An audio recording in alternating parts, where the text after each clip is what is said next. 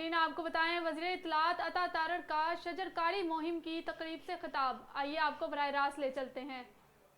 करेज करें, TV shows होते हैं, उसमें पॉलिटिकल डिबेट होती है, तो उसमें भी एक हिस्सा मुख्तस करें कि ट्री प्लांटेशन के ऊपर बात की जाए, क्योंकि एक वक्त ऐसा आएगा, खुदा ना खास्ता, और देखिए इसकी एक फ्लिप साइड ज़रूर पता होनी चाहिए कि अगर इस काम को तेज़ी से ना किया गया, तनदही से ना किया गया, तो एक वक्त आएगा कि हमें सांस लेने के लिए ऑक्सीजन सिलेंडर्स कैरी करने पड़ेंगे, घरों के अंदर ऑक्सीजन सिलेंडर्स जो हैं वो रखने पड़ेंगे। और ये कुदरत का निज़ाम है। हमें कोविड के दौरान कुदरत ने ये सिखाया कि if you mess with nature, nature will come back at you.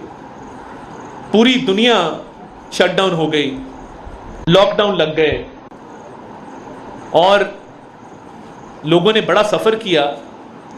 तो ये अब हमारी जिम्मेदारी है कि हम अपनी आबो हवा को साफ रखें, ज्यादा से ज्यादा दरख्त लगाएं और अपनी फ्यूचर जनरेशंस का मुस्तकबिल जो है उसको सेफ बनाएं। मैं बहुत शुक्रगुजार हूं, आपने आज मौका दिया, और मैं पर्सनली ये कमिटमेंट करता हूं कि आज जब सेल्फी विद द ट्री हम करेंगे तो मैं पूरी फेडरल कैबिनेट को भी कहूंगा कि वो अपने अपने ऑफिस के बाहर एक स्केड्यूल हम बना लें इसका, बिकॉज ये एक सस्टेनेबल होना चाहिए। जिस तरह मैंने मीडिया को रिक्वेस्ट की है, इसी तरह कॉर्पोरेट सेक्टर ऑलरेडी ये काम कर रहा है।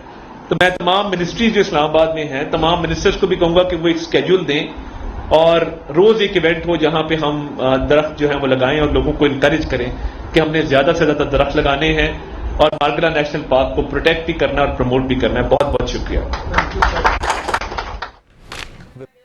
वज़ीर इत्तलात अता तारड़ शजरकारी मुहिम की तकरीब से खिताब कर रहे थे।